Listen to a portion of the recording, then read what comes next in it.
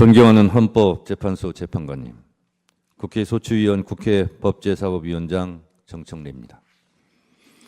대한민국의 운명을 좌우할 현직 대통령에 대한 탄핵 사건을 심리하시는 동안 그 역사적 중압감에 얼마나 노후가 많으셨습니까? 민주주의와 헌법 수호에 대한 열정으로 일관해 오신 재판관님들의 노고와 헌신에 국민의 한 사람으로서 경의를 표합니다.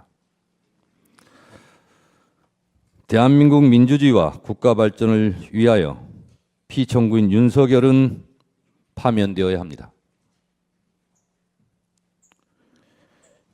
12.3 내란의 밤, 전 국민이 TV 생중계를 통해 국회를 침탈한 무장한 계엄군들의 폭력 행위를 지켜보았습니다.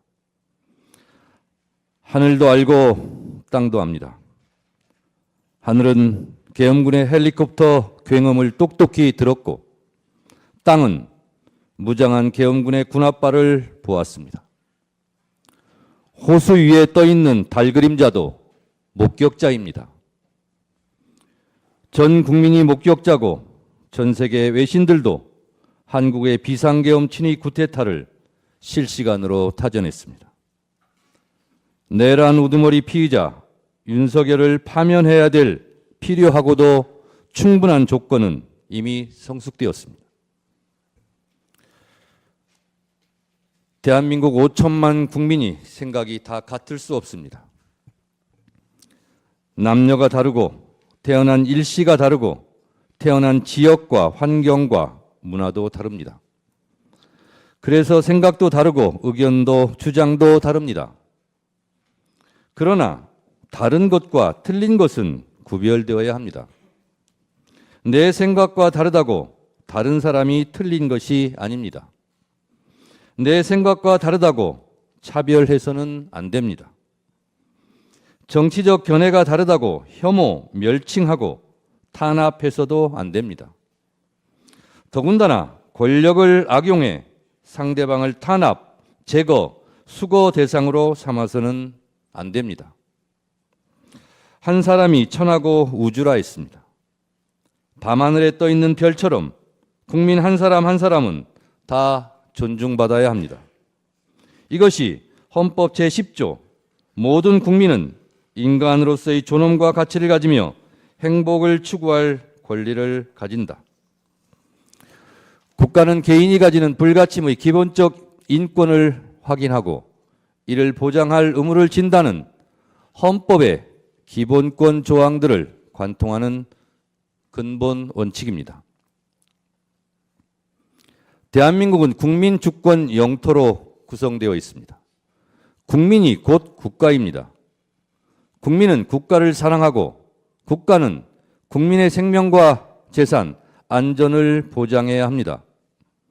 국민은 국가를 사랑하기에 애국가를 부르고 국기에 대한 맹세를 합니다. 대한민국 국민들은 생각이 달라도 애국가와 태극기를 사랑합니다. 국가를 위하여 개인을 희생하면서 헌신 봉사하는 애국심은 대한민국 국민이 1등입니다. 대한민국 국민은 나라를 사랑합니다. 임진왜란, 일제강점기, 한국전쟁, 군부 독재로부터 나라를 지킨 것도 국민이고 나라를 발전시킨 것도 국민입니다. 허리띠 졸라매며 자식들 교육시켜 오늘날의 민주화와 산업화를 이룬 주인공은 우리의 할아버지, 할머니, 어머니, 아버지 국민들이었습니다. 영화 기생충, 오징어 게임, BTS의 나라, 문화 강국, 올림픽 금메달의 스포츠 강국 대한민국을 이룬 것은 자랑스러운 우리의 아들, 딸 국민들이었습니다. 나라를 지킨 것도 국민이고 나라를 발전시킨 것도 국민입니다. 나라의 주인도 국민입니다. 대한민국 국민은 헌법을 사랑합니다. 헌법은 생각과 주장, 의견이 다를 때 대한민국은 이 방향으로 가자고 결정해 놓은 대국민 합의 문서입니다. 국민 전체의 약속이자 국민이 지켜야 할 국가 이정표입니다. 헌법은 나침반입니다. 헌법은 국민이고 애국가이고 태극기입니다. 대한민국 국민 누구도 헌법 위에 군림할 수 없습니다. 대한민국의 주권은 국민에게 있고 모든 권력은 국민으로부터 나온다는 것. 이것이 헌법 제1조 민주공화국의 헌법 정신입니다. 그런데 나라와 헌법을 사랑하는 국민을 총칼로 죽이려 했고 피로써 지켜온 민주주의를 짓밟고 피를 잉크 삼아 한자 한자 찍어 쓴 헌법을 파괴하려 했던 사람이 있습니다. 피로 쓴 민주주의 역사를 혀로 지우려 했습니다.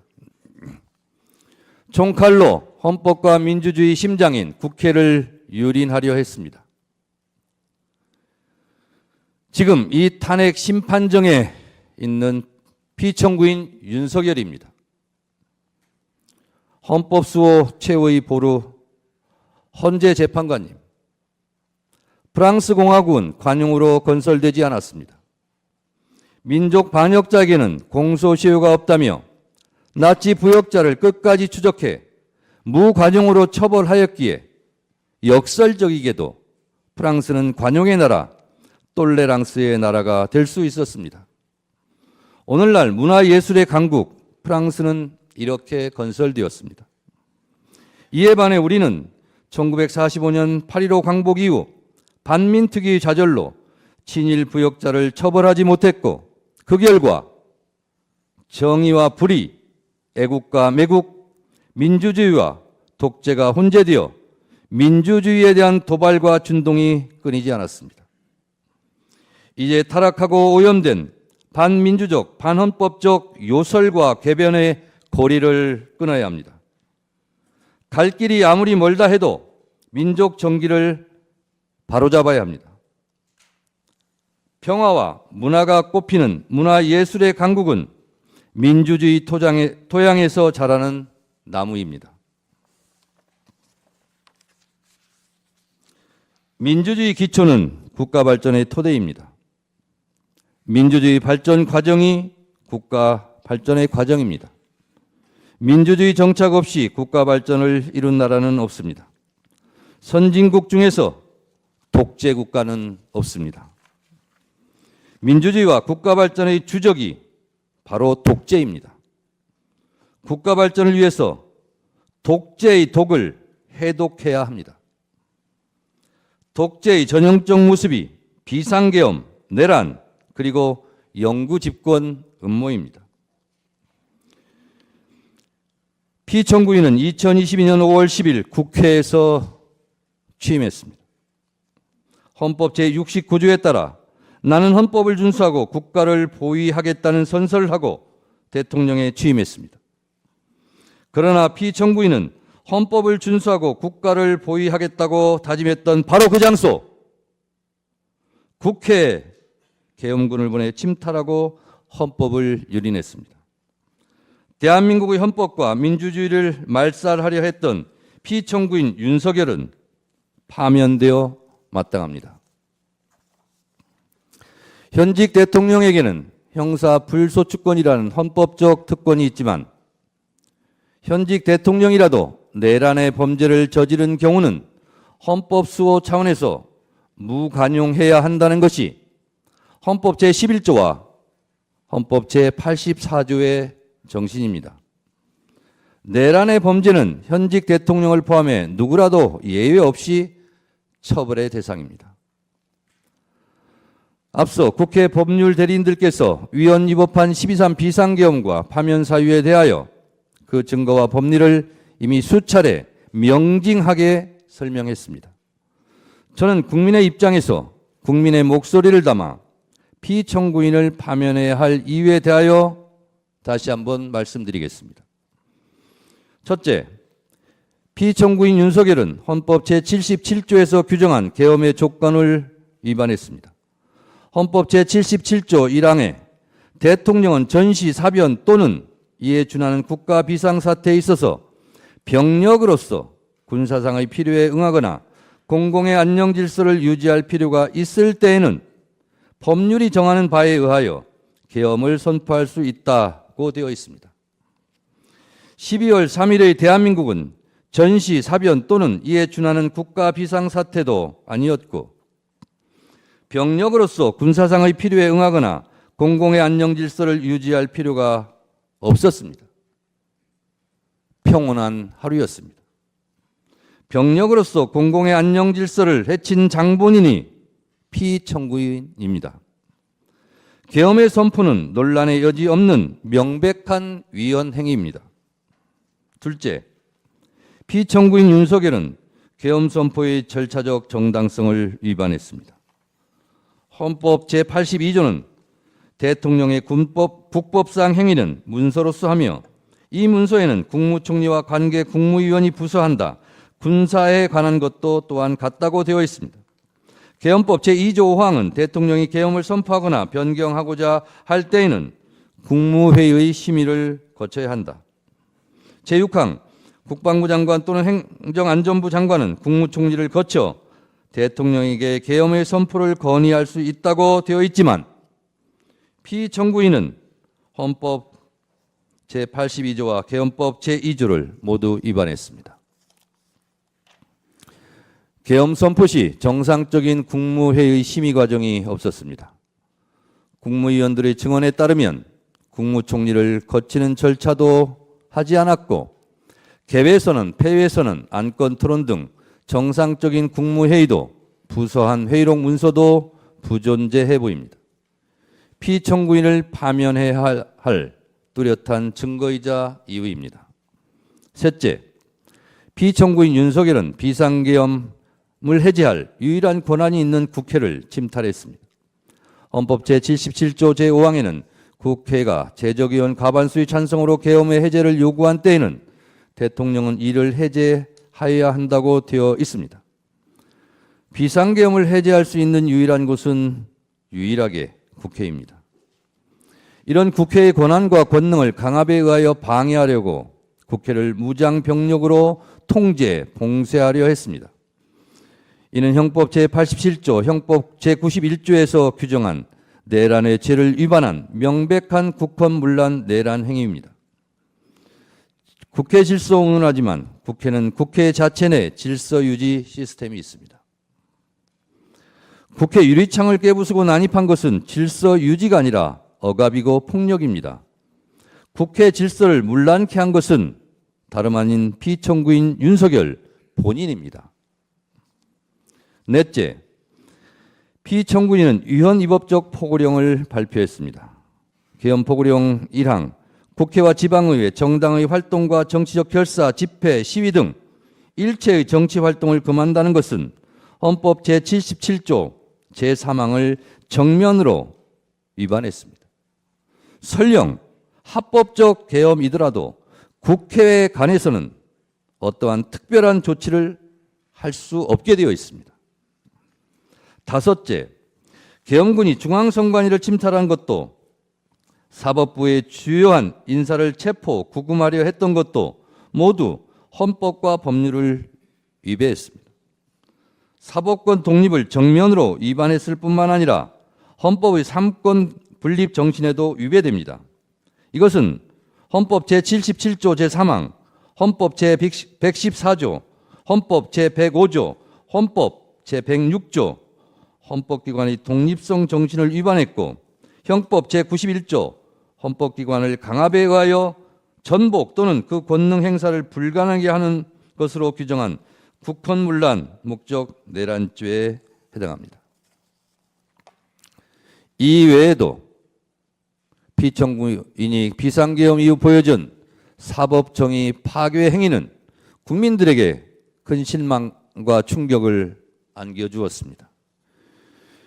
피청구인은 12.3 내란 사태 이후 법관이 발부한 체포영장을 거부하며 사법기관의 법 집행을 무법천지로 만들었습니다. 극히 일부 지지자들에게 기대어 국가 혼란을 부추기고 선동하는 듯한 추한 모습을 보였고 부정선거라는 망상에 사로잡혀 있습니다. 부정선거 음모론은 제가 보기에 계엄 선포문에도 없던 사후 알리바이에 불과합니다. 만에 하나 그가 다시 복직하면 또다시 비상계엄을 일으킬지도 모른다는 의심을 받기에 매우 충분한 위험한 인물입니다. 존경하는 헌법재판관님, 피청구인 윤석열에 대한 헌법과 법률 위반 행위는 두 차례의 준비 절차와 오늘 11차 변론 기일에 이르기까지 엄격한 심리를 거친 서증과 영상, 16명 증인들의 증언에 의하여 충분히 입증되었다고 생각합니다. 이쯤 되면 피청구인은 위헌 위법한 비상계엄에 대해 반성과 성찰을 통해 국민들에게 진정으로 머리 숙여 사과해야 마땅합니다. 사람이라면 양심이 있어야 합니다. 그러나 피청구인은 대국민 사과는커녕 경고성 짧은 계엄이었다느니 아무 일도 일어나지 않았다느니 변명합니다. 이로 인해 국민들은 계엄 선포의 당시의 충격, 그 이상의 충격을 받고 있습니다. 일찍 끝난 계엄이 피청구인의 공로입니까? 사상자 없이 끝난 계엄이 피청구인의 자랑입니까? 계엄의 피해를 그나마 줄일 수 있었던 것은 국회로 달려온 시민들, 계엄군을 막아선 국회 보좌진들, 장갑차를 막아선 시민들 덕분입니다. 본인도 실토했듯이 명백한 불법 명령에 소극적으로 저항했던 군인, 계엄 해제를 위해 목숨 걸고 담을 넘었던 국회의원들의 합작품입니다. 경고성 계엄이고 아무 일도 안 일어났으니 또 계엄을 하시겠습니까? 사람이라면 염치가 있어야 합니다. 대한민국은 이미 군사 독재와 비상계엄에 대한 아픈 상처를 품고 있습니다. 우리 국민들은 1980년 5월 광주를 핏빛으로 물들였던 전두환 신군부의 비상계엄을 생생히 기억하며 살아가고 있습니다. 왜 찔렀지? 왜 쏘았지? 트럭에 싣고 어딜 갔지? 망월동에 부릅뜬 눈으로 대한민국의 민주주의를 지켜보고 있습니다. 이 광주 학살의 상흔과 그 정신들이 45년 후 내란의 밤 국회를 지켜주었습니다. 노벨문학상 수상자 한강 작가의 말처럼 과거가 현재를 도왔고 죽은 자가 산자를 구했습니다. 민주헌법 지킴이 헌재 재판관님, 피청구인은 비상계엄 긴급 담화문에서 국회는 범죄자 집단의 소굴이 되었고 자유민주주의 체제 전복을 기도하고 있고 국회가 자유민주주의 체제를 붕괴시키는 괴물이 된 것 같다. 대한민국이 당장 무너져도 이상하지 않을 정도 풍전등화의 운명에 처해 있다. 우리 국민의 자유와 행복을 약탈하고 있는 파렴치한 종북 반국가 세력들을 일거에 척결하고 자유헌정 질서를 지키기 위해 비상계엄을 선포한다고 했습니다. 피청구인에게 묻고 싶습니다. 지금도 2024년 12월 대한민국이 당장 무너져도 이상하지 않을 정도로 풍전등화의 운명에 처해 있었다고 생각하십니까? 혹시 명태균 황금폰으로 인한 본인만의 위기는 아니었습니까? 국회가 범죄자의 소굴입니까? 국회가 반국가 세력입니까? 국회가 종북 반국가 단체라면 총선에서 투표한 국민들도 반국가 종북 세력이란 말입니까?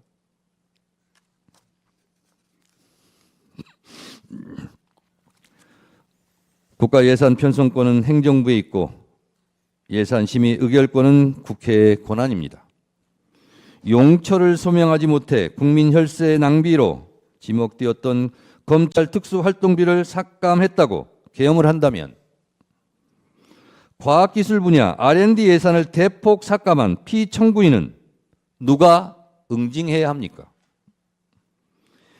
1%도 되지 않는 국가 예산을 깎았다고 비상계엄을 한다면 매년 비상계엄을 해야 하는데 헌재에서 탄핵이 기각되면 또 비상계엄을 할 작정입니까? 위헌 위법한 고위직 공무원들을 탄핵할 권한은 국회에 있습니다. 국회의 엄연한 합법적 탄핵 권한을 말씀하시는데 피청구인도 국회의 권한에 따라 탄핵되었고 법률적 절차에 따라 지금 이곳에서 탄핵 심판을 받고 있습니다. 피청구인 역시 헌법과 법률에 따라 20여 차례나 거부권을 행사했지 않습니까? 김건희 특검법, 최혜병 특검법 등 본인과 아내에 대한 이해 충돌이 있는 법안도 다 거부권을 행사하지 않았습니까? 국회도 대통령도 헌법과 법률에 따라 각자 권한을 행사한 것입니다. 국가기관은 헌법과 법률이 테두리 안에서 권한을 합법적으로 행사해야 합니다. 내 마음에 들지 않는다고 헌법과 법률을 깡그리 무시하고 반헌법적 내란을 획책합니까? 내 마음에 들지 않는다고 국민과 헌법에게 주먹질을 하고 린치하면 되겠습니까?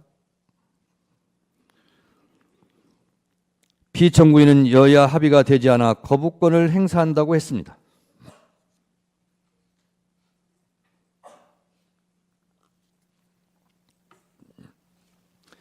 여야 합의는 헌법과 국회법 어느 법에도 존재하지 않습니다. 이런 생각 자체가 반헌법적입니다. 총선 때 한 표라도 한 석이라도 더 얻으려 노력하는 이유는 헌법 제49조에서 규정한 국회 의사결정은 다수결로 하라는 헌법적 명령이 있기 때문입니다. 여야 합의가 법 통과의 전제 조건이라면 이는 총선 민의를 부정하고 왜곡하는 반헌법적 반법률적 언동입니다. 대의민주주의 헌법 부정입니다. 뭐하러 총선합니까? 존경하는 재판관님, 피청구인은 경고성 계엄이고 아무 일도 일어나지 않았다고 가상현실에 있는 사람처럼 말합니다. 본인은 체포 지시를 하지 않았다며 전 국정원 홍장원 1차장과 전 곽종근 특전사령관의 공작이라고 주장합니다. 누구보다 피청구인에게 충직했던 두 사람이 무슨 이유로 피청구인을 모함한다는 말입니까? 피청구인으로부터 직접 지시를 들은 사람이 두 사람만의 증언도 아닌데 들은 사람들 모두 공작에 가담했다는 것입니까? 이게 가능합니까?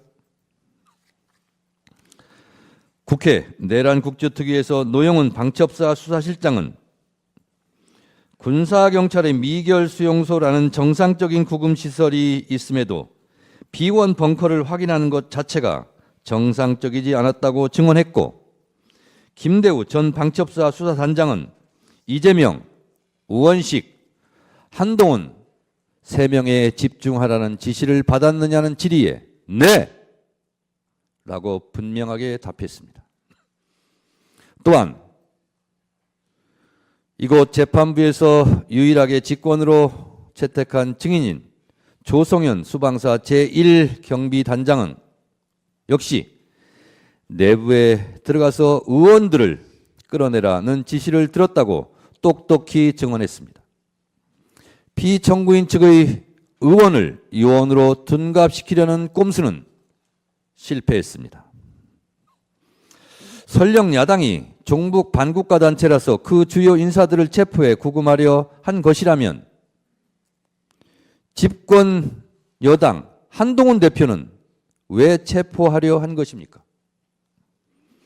결국 피청구인은 반국가 세력이라는 허울을 씌워 내 마음에 들지 않는 인사들의 씨를 말려버리려 했던 것은 아닙니까? 이들을 모두 수거하고 영구 집권을 꿈꿨던 것 아닙니까? 노상원 수첩은 또 무엇입니까? 노상원 수첩, 잠자리 폭발물 화학약품, 치밀한 수거 계획이라는 섬뜩한 내용입니다. 살해 암시, 노상원 수첩에 문재인, 유시민 등 500명 확인 사살, 정치인, 법조인, 방송인, 스포츠인 전방위 겨냥, 포승줄로 수집수 보내, 모든 좌파 세력 붕괴. 언론 보도의 제목들입니다. 평생 축구밖에 모르는 차범근 감독은 왜 해치려 했습니까? 차범근 감독은 저는 축구를 사랑하고 축구가 아닌 다른 일이나 가치에 대해서는 관심과 욕심이 없다. 내 이름이 그 수첩에 왜 적혀 있는지 황당하고 놀라울 따름이라며 저는 평화와 사랑, 행복 같은 말들이 내 삶에 채워지는 노년을 보내고 싶다고 말했습니다. 이제 몽상에 빠져있던 권력자가 무너뜨리려 한 평화로운 일상을 회복해야 합니다. 피청구인은 아무 일도 일어나지 않았다고 강변하지만 많은 일이 일어났고 계엄의 피해는 엄청납니다. 국민들은 아직도 내란성 스트레스로 잠 못 들고 서부지법 폭동 사태와 같은 끔찍한 사태를 목도했습니다. 헌법수호의 최후의 보루인 헌법재판소까지 테러 위협을 받고 있습니다. 피청구인이 저지른 내란으로 국민들은 서로 적으로 규정하고 심리적 내전 상태에 빠져 있습니다. 존경하는 헌재 재판관님, 대한민국은 수출로 먹고 사는 나라입니다. 대외 의존성이 높은 경제 구도상 국가 안정이 곧 경제고 평화가 곧 경제입니다.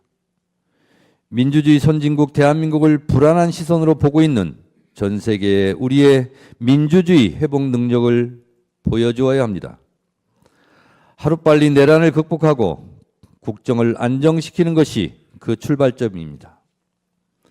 계엄에 따른 국정 혼란과 불안감으로 인한 피해가 너무도 큽니다.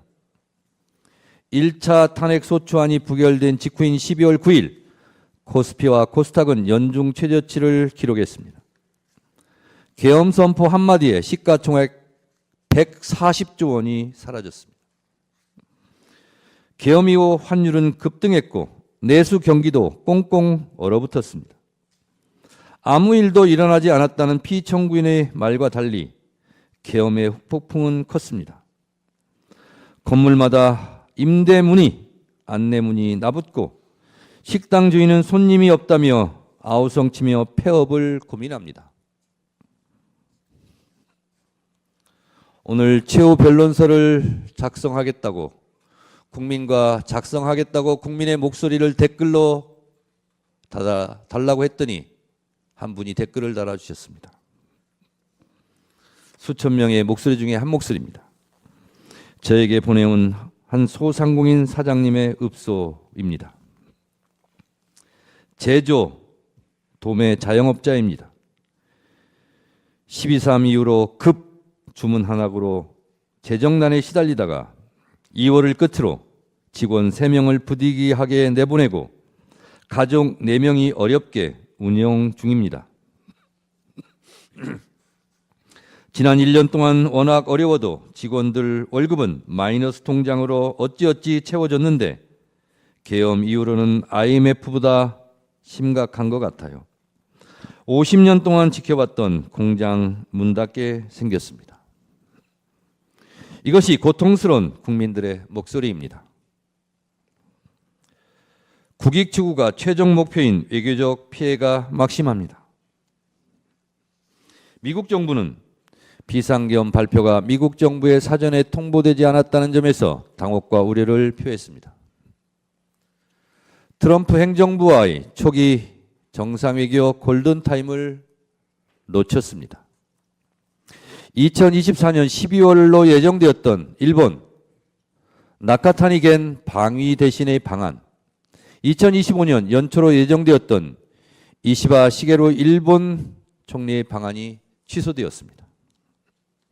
EU와 유럽 국가들은 한국의 민주주의 훼손에 대하여 우려를 표하고 있고 스웨덴 총리 방안이 취소되고 2025년 상반기로 예정되어 있던 마크롱 프랑스 대통령의 방안도 연기되는 등 국격 실추에 따른 피해가 너무도 큽니다.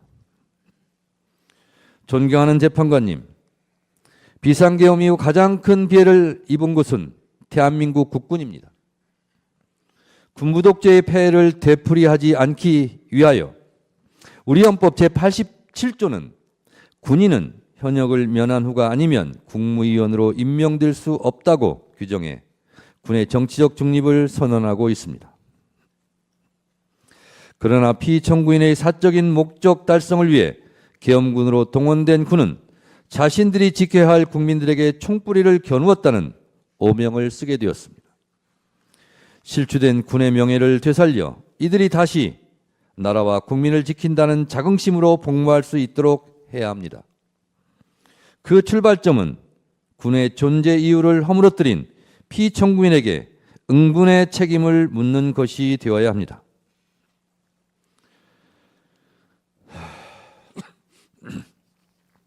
존경하는 헌법재판관님들, 저는 12월 3일 밤 10시 50분경 비상계엄 긴급 속보를 보고 살떨리는 두려움을 안고 국회 후문 담장을 넘었습니다. 계엄군이 먼저 진을 치고 있다가 체포 연행하지는 않을지 두려웠습니다.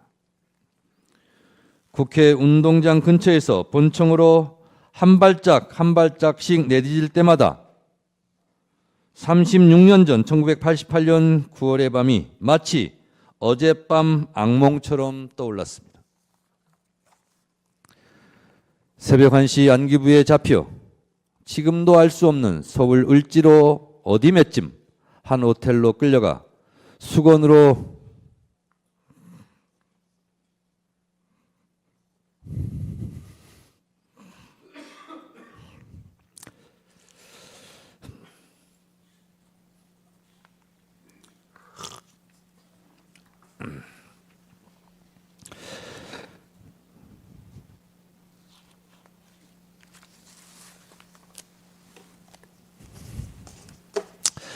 수건으로 눈을 가린 채 속옷 차림으로 4시간 동안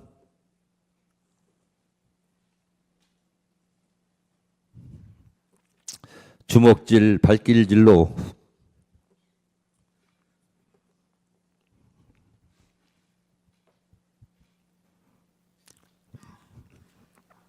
고문 폭행을 당했습니다. 살아있음이 고통이었습니다. 언론에 보도된 노상원 수첩대로 시행되었다면 수많은 사람들이 죽음을 피하지 못했을 것입니다. 존경하는 재판관님, 대한민국은 세계가 놀랄 만큼 한국 현대사 100년 동안 왕조 국가에서 민주주의 국가로, 원조를 받던 나라에서 원조를 해주는 나라로, 문화예술의 강국으로 발전해 왔습니다. 지금 이 시각에도 코리안 드림을 꿈꾸며 지구촌 곳곳 한국어 학당에서 한국어를 배우려는 사람들이 줄을 서고 있습니다. 정치, 경제, 외교적으로도 대한민국은 유수의 민주주의 선진국이 되었고 군사적으로도 세계 6위의 강대국이 되었습니다. 백범 김구 선생이 꿈꾸었던 문화가 꽃피는 나라가 되었습니다. 우리 국민들은 그동안 외국의 어떤 나라도 북한도 감히 흔들 수 없는 나라라고 자부해왔습니다. 이런 자랑스러운 나라에서 현직 대통령에 의해서 국회가 계엄군에 의해 침탈당하고 정적을 제거하기 위해 친위 쿠데타를 일으키는 끔찍한 일이 생길 줄은 꿈에도 상상할 수 없었습니다. 피청구인 윤석열은 지금도 비상계엄이 고도의 통치행위라며 반성과 성찰을 거부한 채 계엄과 내란을 정당화시키는 궤변과 요소를 늘어놓고 있습니다. 그를 파면함으로써 하루빨리 대한민국을 정상으로 돌려놓아야 합니다. 존경하는 헌법재판관님, 헌법재판소는 헌법수호의 최후의 보루이며 국민주권을 지키는 마지막 방파제입니다. 피청구인의 반헌법적 내란 행위는 민주주의 근간을 뒤흔드는 중대한 위헌적 시도였으며 국민의 자유와 권리를 본질적으로 침해하는 반헌법적 도발이었습니다. 피청구인은 군 통수권자로 부여받은 막강한 권한을 남용하여 군과 경찰을 사유하는 중대한 위헌 행위를 저질렀습니다. 아직도 부정선거 음모론의 포로가 되어 총선 결과로 구성된 국회를 부정하고 있습니다. 탄핵이 기각되면 국정을 어떻게 이끌어 가겠다는 등 허무맹랑한 변명과 시건을 잠시 후에 들을지도 할지도 모르겠습니다. 국민들은 피청구인의 적반하장, 남탓만 하는 아무 말 대잔치를 이제 믿지 않을 것입니다. 콩으로 매주를 쓴다 한들 누가 믿겠습니까? 피청구인의 말에 속지 맙시다. 무신분립이라 했습니다.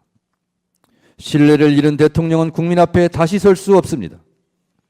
민심은 바다와 같아서 배를 띄울 수도 뒤집어 엎을 수도 있습니다. 피청구인에게서 민심은 떠났습니다. 피청구인의 반헌법적 내란 행위는 주권자인 국민에 대한 명백한 배신이었습니다. 피청구인의 사익과 탐욕을 위한 권력 남용과 헌정질서 파괴로 인한 국민의 신뢰가 완전히 무너졌습니다. 국민이 더 이상 이를 용납하지 않는 것은 너무도 당연한 귀결입니다. 피청구인을 파면하는 것은 대통령이라는 최고 권력자에게 헌법을 준수할 의무를 다시금 상기시키고 헌법의 적으로부터 헌법을 수호하는 일입니다. 헌법을 파괴한 행위에 대해서는 예외 없이 단호하게 대처한다는 것이 헌법의 준엄한 명령입니다. 민주주의 적은 민주주의로 물리치고 헌법의 적은 헌법으로 물리쳐야 합니다. 대통령의 탄핵은 결코 가볍게 결정되어서는 안 되지만 헌법과 법률이 정한 요건이 충족되고 헌법 질서를 지키기 위한 불가피한 선택이라면 이는 반드시 이루어져야 합니다. 지금 우리에게 필요한 것은 헌법 위에 군림하려는 무소불위의 왕이 아니라 절제 권력자도 잘못하면 벌을 받는다는 일반 상식입니다. 대통령에 대한 파면 결정은 사적 감정의 정치 보복이나 정치적 공격이 아니라 오직 헌법과 법치주의를 회복하기 위한 헌법 수호자의 결단입니다.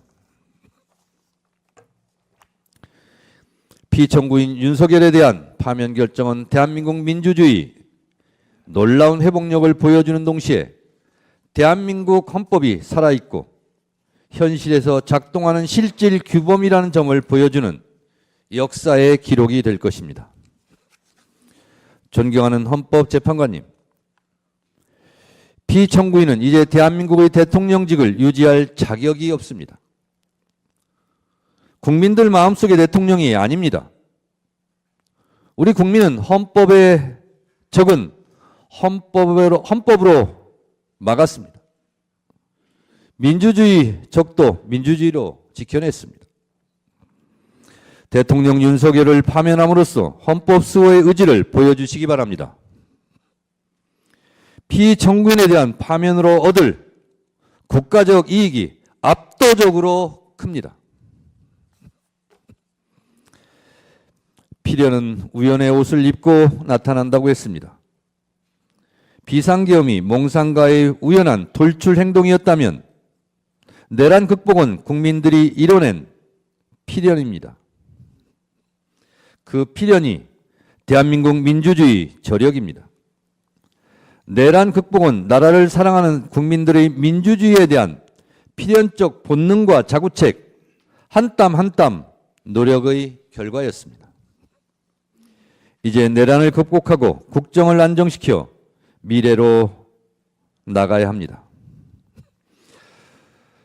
더 좋은 민주주의, 더 넓은 민주주의 광장에서 K민주주의가 만발하고 빛의 혁명으로 국민적 에너지를 한데 모아 골고루 잘 사는 나라, 잠시 멈춘 외교 안보 국방이 튼튼한 나라, 평화로운 한반도, 경제와 문화 예술이 함께 발전하는 코리안 드림을 국민과 함께 꿈꾸며 다시 전진합시다. 피청구인의 비이성적, 반역사적 비상계엄은 일어나지 말았어야 할 비현실적 망동이었지만 하느님이 보호하사 우리나라 만세입니다.